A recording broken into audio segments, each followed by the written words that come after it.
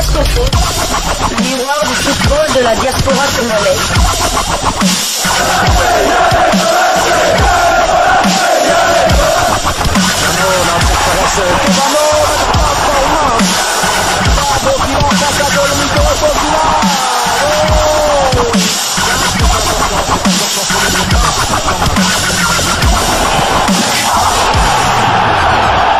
Diasco Foot, le miroir du football de la diaspora congolaise. Vous êtes sur Diasco Foot, le miroir du football de la diaspora congolaise. Diasco Foot vous dit bonjour, tout plaisir est pour nous de vous retrouver, mais surtout de savoir que vous êtes scotché en train de suivre votre chaîne YouTube dédiée uniquement aux footballeurs de la diaspora congolaise. Et nous voulons partager avec vous, bien sûr, des informations que nous avons pu récolter pour vous concernant certains de nos internationaux, nos binationaux, du moins tous de nos joueurs qui évoluent dans la diaspora congolaise. En marge de cette double confrontation entre les léopards de la RDC et les lions de l'Atlas du Maroc, le 25 mars, ici à Kinshasa au stade des Martyrs pour la manche aller, 4 jours plus tard à Casablanca au stade Mohamed V pour la manche retour. Nous voulons vous informer de ce qui suit. Nathan Idumba Fasika a été pré-convoqué par Hector Roll Cooper pour disputer les 2 matchs des barrages. Cette annonce a été faite par les réseaux sociaux de son club Cape City FC.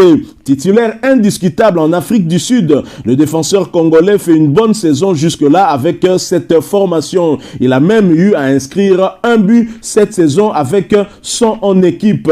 Voilà donc à 10 jours de ce match aller des barrages de la Coupe du Monde Qatar 2022. C'est bien en tout cas pour nous d'être informés, d'être au parfum de ce qui se passe autour des léopards. Et Nathan Idumba Fasika sera certainement à Kinshasa. La charnière centrale est aussi un casse-tête pour Hector Roll Cooper. Quelle combinaison pour rassurer Joël Kiasumboa qui est le dernier rempart. Et je rappelle que Joël Kiasumboa n'a jamais encaissé au stade des Martyrs en match officiel. 4 clean sheets au stade des Martyrs, ce n'est pas rien. C'était contre le Gabon de Pierre-Emerick Aubameyang, l'avant-centre du FC Barcelone. 0 but partout, rappelez-vous. Il a eu à sortir des face-à-face face à Pierre-Emerick Aubameyang. 0 but partout contre l'Angola. En marge des éliminatoires de la Coupe d'Afrique Cameroun 2021, vous vous rappelez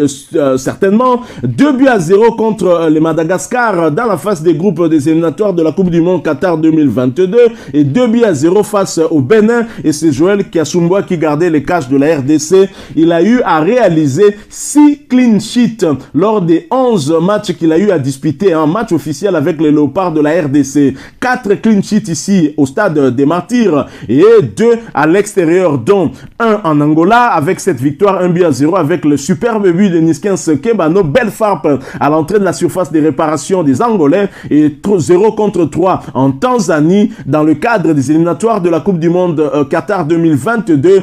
Joël Kiasumboa avait assuré. Ce n'est pas des occasions qui avaient manqué à nos adversaires. Et donc, c'est une bonne chose que nous vous laissons en tout cas informer par rapport à nos joueurs. Alors, bien sûr, toujours à jour J-10, bien évidemment, vous le savez, Vital Ntimba, le latéral gauche congolais, latéral gauche évoluant du côté de Clermont en foot, affiche 18 tacles réussis en Ligue 1 cette saison 2022. C'est bien sûr sa première saison en Ligue 1 puisque son club, le Clermont en foot, est un promu et qui était venu de la Ligue 2. Il faut également préciser qu'en Ligue 1, il n'y a personne qui a fait mieux que l'international congolais Vital Ntimba. Bravo au Mwana Amboka. Vital Ntimba qui sera certainement ici puisqu'il est pré-convoqué d'après les informations que nous avons eues, mais nous espérons en tout cas que son problème de passeport de service sera aussi réglé. Alors nous allons poursuivre ces quelques informations en allant cette fois-ci du côté de la Roumanie, mais nous y allons après cette courte pause.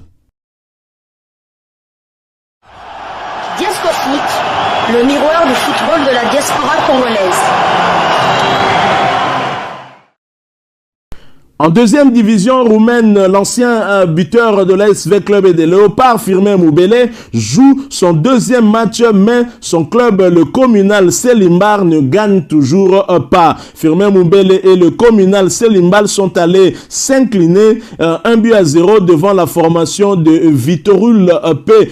Targu Jiu en match comptant pour la 19e journée du championnat roumain de deuxième division. L'attaquant international congolais était laissé sur le banc à l'entame de cette rencontre. Il a disputé les 21 dernières minutes de cette explication où ils auront tout fait pour revenir à la marque, mais sans grand succès. C'est un troisième revers de suite dans cette phase retour du championnat où il n'y arrive toujours pas. Il n'arrive pas à enchaîner de bons résultats. L'ancien joueur de l'ASV Club a disputé son deuxième match, mais depuis son arrivée, il y a quelques jours seulement, ils occupent la 14e place au classement pour le moment avec 23 petits points et se font dépasser par leurs bourreaux du jour qui ont pris la 13e position. Quittons la Roumanie, allons du côté de l'Italie, en deuxième division italienne où Rodin Congolo et Cosenza peinent toujours à enchaîner après un autre revers devant Ternana. Rodin Congolo et Cosenza se sont inclinés 2-0 devant la formation de Ternana en match comptant pour la 29e journée du championnat italien de deuxième division. Le milieu défensif congolais a disputé cette partie mais sans grande influence comme l'ensemble de son équipe du reste.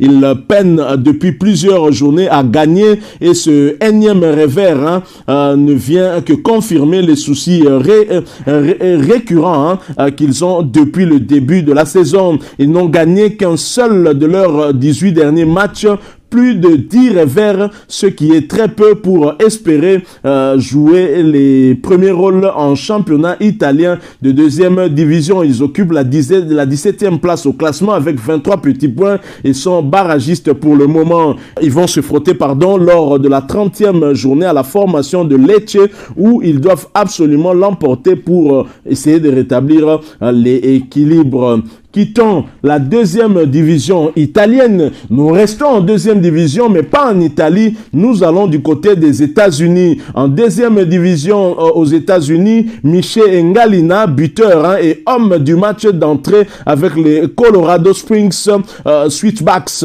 devant Orange County. Michel Ngalina et Beverly Makangila ainsi que leur club, les Colorado Springs Switchbacks, se sont imposés 2-1 devant la formation d'Orange County SC. C'était lors de la journée inaugurale de la saison. Les deux jeunes internationaux espoirs congolais ont disputé cette partie, mais Ngalina qui s'est mis en évidence en marquant le premier but de la saison de son club. C'était à la 37e minute. Au regard de sa prestation, il a été logiquement plébiscité homme du match. C'est une belle entame de la saison qui va leur donner de la confiance pour la suite du championnat. Pour la deuxième journée, ils recevront à nouveau sur leur pelouse la formation de Monterey Bay le dimanche 20 mars prochain. Ce sera bien évidemment pour tenter de continuer sur cette lancée. Voilà donc les quelques informations que nous avons voulu partager avec vous concernant nos internationaux, nos binationaux évoluant dans la diaspora congolaise. Alors si vous avez aimé ce sujet, laissez-nous un maximum de likes, laissez-nous un maximum de j'aime. Merci de partager avec nous aussi votre point de vue en nous le laissant à travers un commentaire. Vous êtes nouveau ou ancien que vous ne vous êtes pas encore abonné sur cette chaîne Diascofoot parce que nous sommes le miroir du football de la diaspora congolaise. Eh bien, n'hésitez pas, abonnez-vous et n'oubliez pas d'activer la petite cloche de notification. Pour cela, cliquez tout simplement sur celle qui va apparaître lorsque vous serez abonné. Encore une fois, merci à vous, avec espoir de vous retrouver très bientôt dans un autre sujet d'actualité concernant nos footballeurs de la diaspora congolaise. En attendant, portez-vous bien et Diascofoot vous dit au revoir.